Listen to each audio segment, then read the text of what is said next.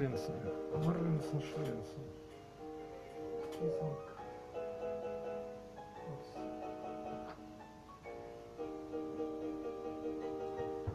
Я не смотрю просто видео тайм.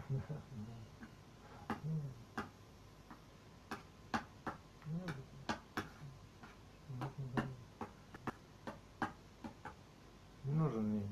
Что там все опять стало? Что там опять, а? Бегу.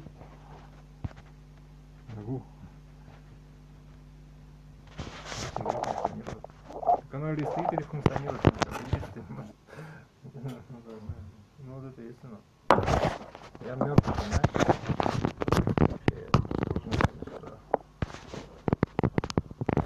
Ну это ничего, это так.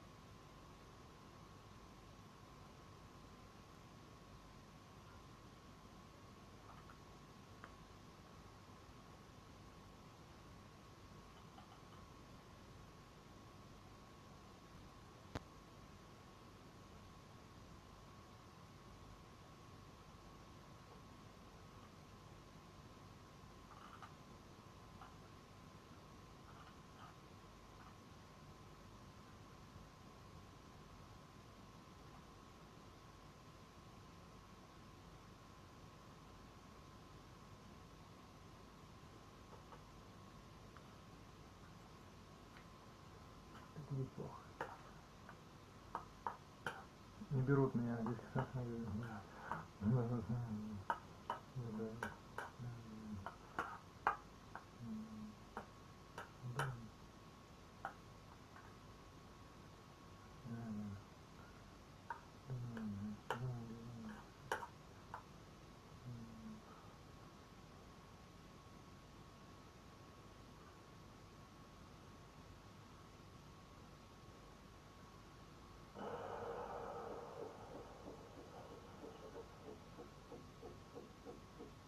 Hey, hi, thanks for joining me in this first upload.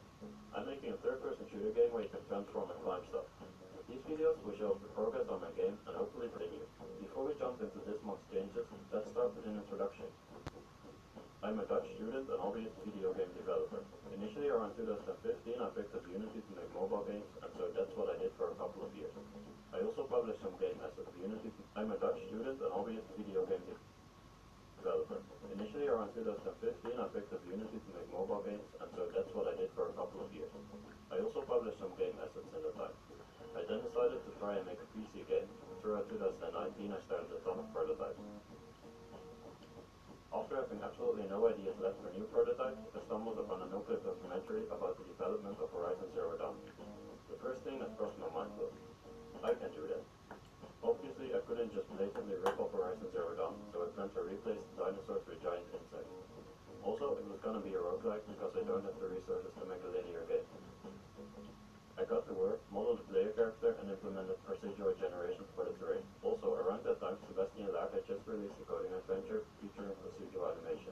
Never having heard of procedural animation before, it absolutely blew my mind. See, normally when games implement animated characters, the movement logic is implemented first, and then you go through all the steps of moving limbs and adding keyframes. This works fine in most cases, but the other features are steep slopes. That's where procedural animation comes in.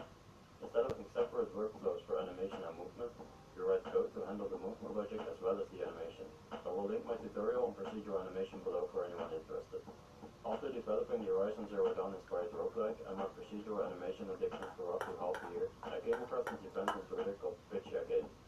Seeing all the creative projects people were working on kinda made me realize I was working on a worse version of Risk of Rain 2.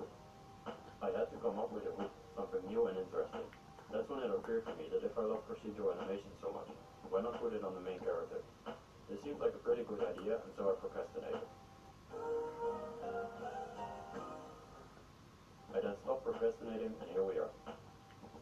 Main inspirations for the project include No Man's Sky, Umno, and Risk of Rain 2. Okay, now that that's out of the way, let's get into it. The to-do list for this month includes alien birds, drones, a giant robot, and some bug fixes. I began by making alien-looking birds to make the sky interesting. The cool thing about these birds is they aren't regular game objects, but they are actually super simple particles. I modeled their mesh, and without rigging, I imported them into Unity. To make them look like they're flying, I put together a shader that offsets the mesh's vertices over time. Now spawning them through a particle system with the right material will magically animate them.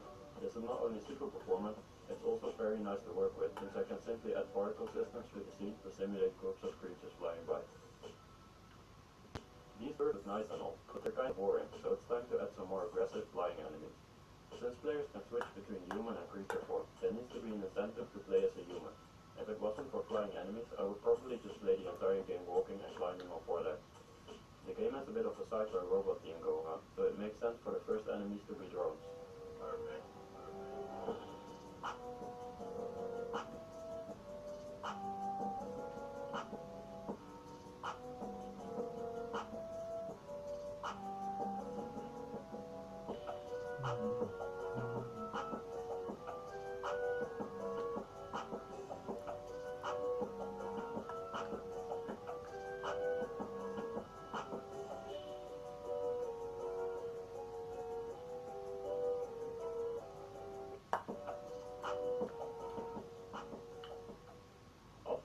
Texturing the drone, I went ahead and implemented a flying behavior. The drone logic is quite basic for now and consists of a couple simple rules. With every attack, a maximum of 2 drones will be shooting a player at once, and in between attacks there must be pauses to give the player some space. Also, if the player decides to shoot a drone that was not previously attacking, it will start attacking alongside the other drones. Drones that aren't attacking should circle the player, to form particles and animations. Also, when drones explode, they give back some health to the player, that way the drones are a bit more forgiving. Finally, it's time to add the most interesting part of the tableau, a giant drone spawning robot. Besides spawning drones, it should be able to shoot a laser, and I wanted to have destructible legs. Similar to the drones, the first step is to do some modeling and texturing.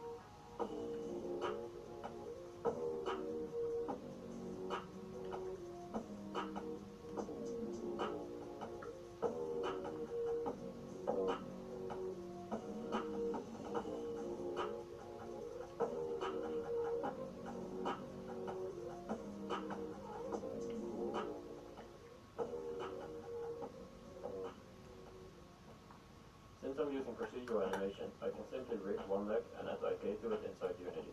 I then duplicate that leg 4 times and use my procedural animation code to make it move. A couple tweaks later and the robot is walking around in the scene flawlessly. Alright, let's ignore that for now and tackle the next step. To make a laser for the drone, I used a line renderer. As the name suggests, a line renderer can take 2 or more points and put a line between them. This is perfect to render a laser. I took some inspiration from Mrs.'s video for the laser logic. In one of his videos, he explains the way his enemies slowly get more accurate as the player moves in one direction. Then when the player changes direction, the enemy accuracy resets to incentivize constant player movement. I basically took this approach and threw it on the laser so it gets more accurate until the player changes direction. Last but not least, destructible legs. Right now the player stands little chance since there's no way to actually defeat the robot. To fix that, I'm gonna add the ability to shoot its legs. One way to tackle this would be to set up rigid bodies for all legs and enable them when the leg is destroyed. However, since I had already set up all 4 legs and I wasn't planning on redoing that, I chose to put together a separate leg ragdoll that gets loaded in whenever a leg is destroyed. Now the obvious problem is balancing the robot. Here's an example of a robot with 4 legs losing 1 leg. Doing a quick calculation, we can see that the angle between legs now goes from 90 to 120 degrees. To implement this, I take one of the leftover legs and basically mark it as the root. It then goes through the other leg, and for each leg it takes the previous leg's rotation and adds the new offset to determine its target rotation. Let's take a look at the end result.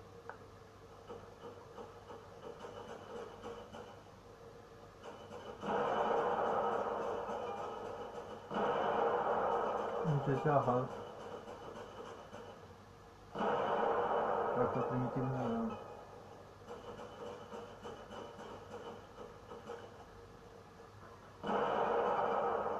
сложно сейчас.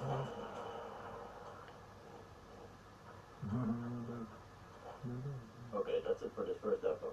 I hope you enjoyed. Thanks for watching.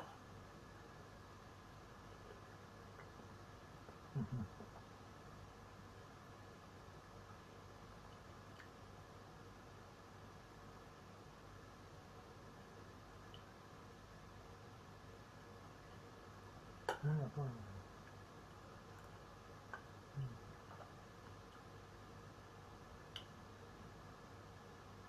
Не могу.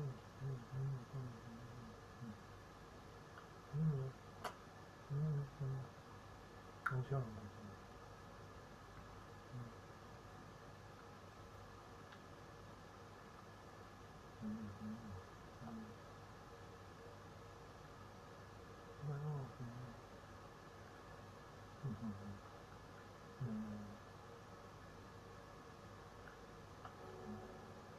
Все думают, что они самые умные, понимаешь, какая штука?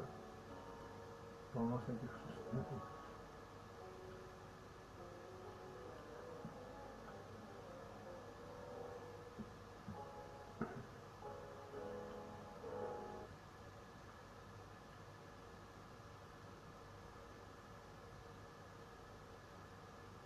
Харизма.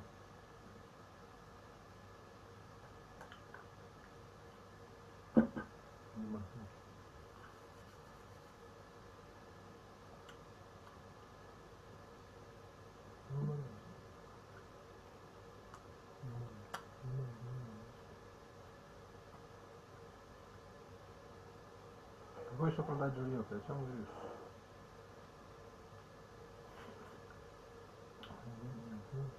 Сяду.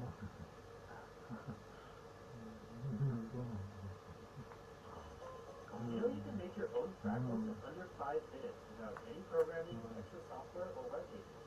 All you need is just a basic image editor. I'm using Microsoft Paint just to prove a point, but you can use Photoshop or anything else. To start, create a large canvas and draw 3 connected pixels.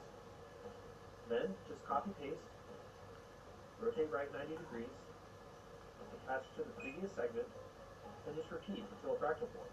Just make sure you're always connecting the bottom of the rotated shape to the new shape, so it forms a mirror image.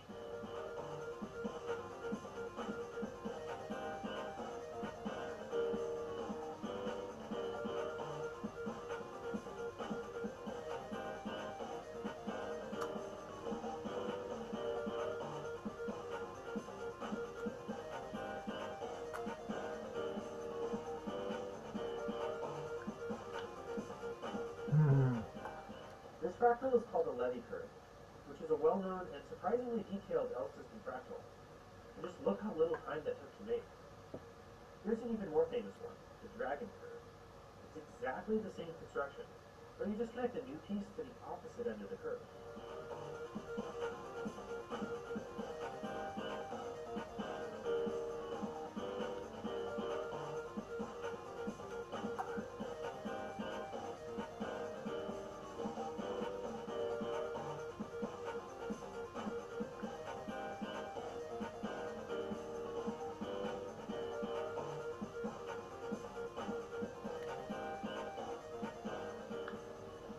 Of course, you can do more than just curves. The Sierpinski triangle is easy too. Just make a triangle, copy it 2 more times, and repeat.